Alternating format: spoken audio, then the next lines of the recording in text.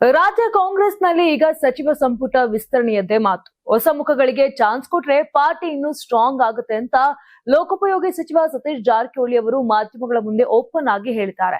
ಅಷ್ಟೇ ಅಲ್ಲ, ಮಾಜಿ ಸಿಎಂ ಸಿದ್ದರಾಮಯ್ಯ ಜೊತೆ ನಂಗೆ ಯಾವುದೇ ಭಿನ್ನಾಭಿಪ್ರಾಯ ಇಲ್ಲ ಅಂತ ಸ್ಪಷ್ಟನೆ ಕೂಡ ಕೊಟ್ಟಿದ್ದಾರೆ. ಹೌದು, ಬೆಳಗಾವಿಯಲ್ಲಿ ಸುದ್ದಿಗಾರರ ಜೊತೆ ಮಾತನಾಡಿದ ಸಚಿವ ಸತೀಶ್ ಜಾರಕಿಹೊಳಿ ಸಂಪುಟ ವಿಸ್ತರಣೆ ಬಗ್ಗೆ ಕೆಲವು ಇಂಟ್ರೆಸ್ಟಿಂಗ್ ವಿಷಯಗಳನ್ನ ಹಂಚಿಕೊಂಡಿದ್ದು, ಇದೀಗ ಸಂಪುಟಕ್ಕೆ ಹೊಸಬರನ್ನ ತೆಗೆದುಕೊಂಡ್ರೆ ಕಾಂಗ್ರೆಸ್ ಮತ್ತಷ್ಟು ಬಲಿಷ್ಠ ಆಗುತ್ತೆ, ಜೊತೆಗೆ ಫ್ಯೂಚರ್ ಲೀಡರ್ಶಿಪ್ ಕೂಡ ರೆಡಿ ಆಗುತ್ತೆ ಅನ್ನೋದು ಅವರ ಅಭಿಪ್ರಾಯ ಆಗಿದೆ. ಇತ್ತೀಚೆಗೆ ಹೈಕಮಾಂಡ್ ನಾಯಕರಾದ ರಣದೀಪ್ ಸಿಂಗ್ ಸುರ್ಜೇವಾಲಾ ಮತ್ತು ಕೆಸಿ ವೇಣುಗೋಪಾಲ್ ಅವರ ಜೊತೆ ನಡೆದ ಸಭೆಯಲ್ಲೂ ಈ ಬಗ್ಗೆ ಸುದೀರ್ಘ ಚರ್ಚೆಯಾಗಿತ್ತು.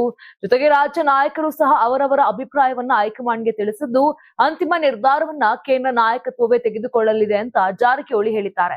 ಇದರ ಜೊತೆಗೆ ಬೆಳಗಾವಿ ದೊಡ್ಡ ಜಿಲ್ಲೆ, ಹಾಗಾಗಿ ನಮ್ಮ ಜಿಲ್ಲೆಗೆ ಸಂಪುಟದಲ್ಲಿ ಇನ್ನೊಂದು ಸಚಿವ ಸ್ಥಾನ ಸಿಗ್ಲೇಬೇಕು ಅನ್ನೋ ತಮ್ಮ ಹಳೆ ಬೇಡಿಕೆಯನ್ನ ಜಾರಕಿಹೊಳಿ ಅವರು ಮತ್ತೆ ಪುನರುಚ್ಚರಿಸಿರುವುದಾಗಿ ಕೇಳಿ ಬಂದಿದೆ. ಇನ್ನು ಕಳೆದ ಕೆಲವು ದಿನಗಳಿಂದ ಮಾಧ್ಯಮಗಳಲ್ಲಿ ಸತೀಶ್ ಜಾರಕಿಹೊಳಿ ಮತ್ತು ಮಾಜಿ ಮುಖ್ಯಮಂತ್ರಿ ಸಿದ್ದರಾಮಯ್ಯ ಅವರ ನಡುವೆ ಭಿನ್ನಾಭಿಪ್ರಾಯ ಇದೆ ಅನ್ನೋ ಸುದ್ದಿಗಳು ಹರಿದಾಡ್ತಿದ್ವು. ಈ ಎಲ್ಲ ರೂಮರ್ ಗಳಿಗೆ ಇದೀಗ ಜಾರಕಿಹೊಳಿ ಅವರು ಕಂಪ್ಲೀಟ್ ಆಗಿ ಫುಲ್ ಸ್ಟಾಪ್ ಇಟ್ಟಿದ್ದಾರೆ. ನನ್ನ ಮತ್ತು ಸಿದ್ದರಾಮಯ್ಯ ನಡುವೆ ಯಾವುದೇ ಮುನಿಸಿಲ್ಲ ಅಂತ ಕ್ಲಾರಿಟಿ ಕೂಡ ಕೊಟ್ಟಿದ್ದಾರೆ. ನನ್ನ ಮತ್ತು ಸಿದ್ದರಾಮಯ್ಯ ಅವರ ನಡುವೆ ಭಿನ್ನಾಭಿಪ್ರಾಯವಿದೆ ಅನ್ನೋ ರೀತಿಯಲ್ಲಿ ಕೆಲವರು ಉದ್ದೇಶ ಪೂರ್ವಕವಾಗಿ ಕ್ರಿಯೇಟ್ ಮಾಡೋಕೆ ನೋಡುತ್ತಿದ್ದಾರೆ. ರಾಜಕೀಯ ಲಾಭಕ್ಕಾಗಿ ಹೀಗೆಲ್ಲ ಮಾಡೋ ಪ್ರಯತ್ನಗಳು ಹೆಚ್ಚು ಕಾಲ ನಡೆಯಲ್ಲ. ನಾನು ಎಲ್ಲಿಯೂ ಸಿದ್ದರಾಮಯ್ಯ ಅವರ ಹೆಸರನ್ನ ಹೇಳೇ ಇರಲಿಲ್ಲ.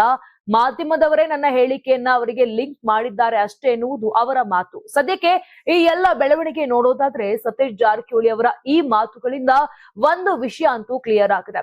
ಸಿದ್ದರಾಮಯ್ಯ ಅವರ ಜೊತೆಗಿನ ಭಿನ್ನಾಭಿಪ್ರಾಯದ ಸುದ್ದಿಗಳನ್ನ ಅವರು ಕಂಪ್ಲೀಟ್ ಆಗಿ ರಿಜೆಕ್ಟ್ ಮಾಡಿದ್ದಾರೆ. ಅತ್ತ ಹೈಕಮಾಂಡ್ ತೀರ್ಮಾನಕ್ಕೆ ಕಾಯುತ್ತಿರೋ ರಾಜ್ಯ ಕಾಂಗ್ರೆಸ್ ನಲ್ಲಿ ಹೊಸಬರಿಗೆ ಸಚಿವ ಸ್ಥಾನ ಸಿಗುತ್ತಾ, ಬೆಳಗಾವಿ ಜಿಲ್ಲೆಗೆ ನೀವು ಕೇಳಿದಂತೆ ಮತ್ತೊಂದು ಮಂತ್ರಿ ಸ್ಥಾನ ಸಿಗುತ್ತಾ ಅನ್ನೋದನ್ನ ಕಾದು ನೋಡ್ಬೇಕಿದೆ. ಇನ್ನು ಸಂಪುಟ ವಿಸ್ತರಣೆಯ ಈ ಎಲ್ಲ ಬೆಳವಣಿಗೆಗಳು ಕಾಂಗ್ರೆಸ್ ಪಕ್ಷಕ್ಕೆ ಮುಂಬರುವ ದಿನಗಳಲ್ಲಿ ಎಷ್ಟು ಸಕಾರಾತ್ಮಕ ಆಗುತ್ತೆ ಅನ್ನೋದನ್ನ ಸಹ ಕಾದು ನೋಡಬೇಕು.